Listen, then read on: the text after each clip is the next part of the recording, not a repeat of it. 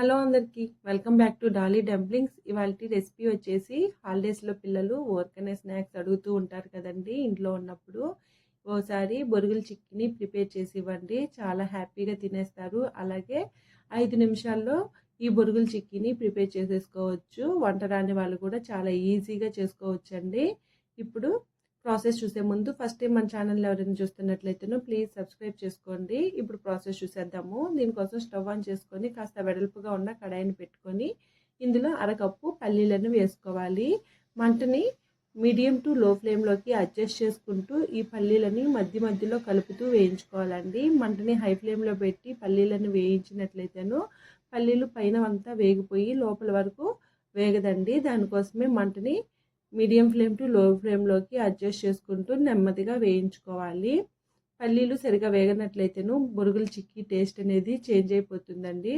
అలాగే ఈ పల్లీలు వేగాయో లేవో తెలియడం కోసం ఒక వేరుశెనగ పప్పును తీసుకొని కాస్త పొట్టు తీసినట్లయితేను ఈజీగా వచ్చేస్తే పల్లీలు వేగిపోయినట్టు అర్థం అండి. వీటిని పక్కకు తీసుకొని అదే కడాయిలో మనం ఏ కప్పుతో అయితే పల్లీలను తీసుకుంటామో ఆ కప్పుకి 3.5 కప్పు బొరుగుల్ని తీసుకోవాలి. మీరు స్వీట్ ఎక్కువ తినే వాళ్ళైతే మాత్రం 3 కప్పుల్ని తీసుకోండి. నేను ఇక్కడ 3.5 కప్పు తీసుకుంటున్నాను. అలాగే ఈ బొరుగుల్ని మంటని మీడియం ఫ్లేమ్లో ఉంచి బాగా క్రిస్పీగా అయ్యే వరకు వేయించుకోవాలి. చూడండి, నేను ఇక్కడ వీడియో క్లిప్లో చూపించే విధంగా నొక్కి చూస్తే పొడి పొడిగా అయిపోవాలండి.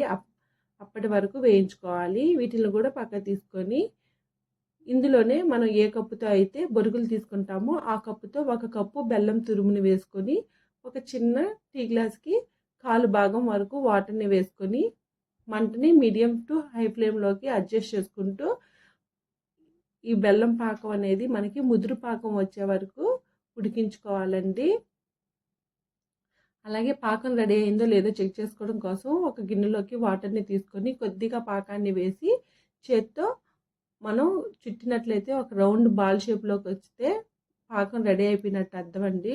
మనకి ఇక్కడ ఇంకా పాకం రెడీ అవ్వలేదండి. మరో 2 నిమిషాల పాటు ఈ పాకాన్ని ఉడికించుకొని మళ్ళీ పాకం పడిందో లేదో చెక్ చేసుకోవడం కోసం కొద్దిగా పాకాన్ని వాటర్లో వేసి చూడండి, నేను ఇక్కడ వీడియో క్లిప్లో చూపించే విధంగా ఒక రౌండ్ బాల్ లాగా చుట్టి గిన్నెకి సైడ్ కొట్టినట్లయితేనో టంగ్ టంగ్ అనే సౌండ్ వస్తుందండి. ఆ సౌండ్ వచ్చినట్లయితేనో పాకం రెడీ అయిపోయినట్టు అర్థం. ఇప్పుడు ఇందులో 1 టేబుల్ స్పూన్ వరకు నెయ్యి, అలాగే 1 టేబుల్ స్పూను ఇలాచీ పౌడర్ని యాడ్ చేసుకోవాలి. ఇప్పుడు మనం ముందుగా వేయించి పెట్టుకున్న పల్లీలు అలాగే బొరుగుల్ని వేసుకొని ఈ పాకం పట్టేలాగా బాగా మిక్స్ చేసుకోవాలి. అలాగే గెంటికి ఏమైనా అంటుకొని ఉన్న బొరుగుల మిశ్రమాన్ని కూడా వేరే స్పూన్తో తీసేసుకోవాలి. నెయ్యి వేసుకోవడం వల్ల ఈ బొరుగుల చిక్కీ అనేది టేస్ట్ చాలా బాగుంటుందండి. ఇలా బాగా మిక్స్ చేసుకున్న తర్వాత స్టవ్ ఆఫ్ చేసుకొని బటర్ పేపర్కి కాస్త నెయ్యి అప్లై చేసుకొని మనం బొరుగుల మిశ్రమాన్ని బటర్ పేపర్ మీద వేసి చపాతీ కర్రకు కూడా కాస్త నెయ్యి అప్లై చేసుకొని చూడండి, నేను ఇక్కడ వీడియో క్లిప్లో చూపించే విధంగా కాస్త నొక్కి పెట్టినట్టు రోల్ చేసుకోవాలండి. అలా అని మీరు మరీ గట్టిగా నొక్కేయద్దండి, మరీ పల్చగా అయిపోయి తినడానికి అంత బాగోదు. ఇలా బాగా ప్రెస్ చేసుకున్న తర్వాత మీకు ఏ సైజులో కావాలో ఆ సైజులో వీడియో క్లిప్లో చూపించే విధంగా కట్ చేసుకోవాలండి.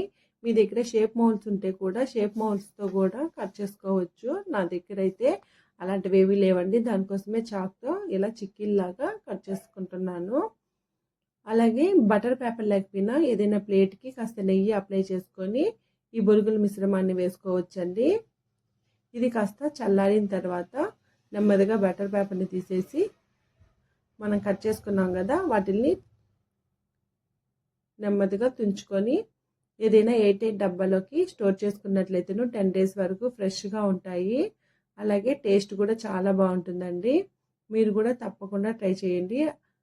చూసారు కదా బొరుగుల చిక్కీని ఎలా ప్రిపేర్ చేసుకోవాలో. ఈ వీడియో మీకు నచ్చితే లైక్ చేయండి, షేర్ చేయండి.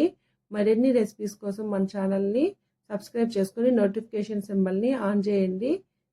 ఈ రెసిపీ మీరు ట్రై చేస్తే మీకు ఎలా కుదిరిందో కామెంట్ చేయండి. Thank you for watching.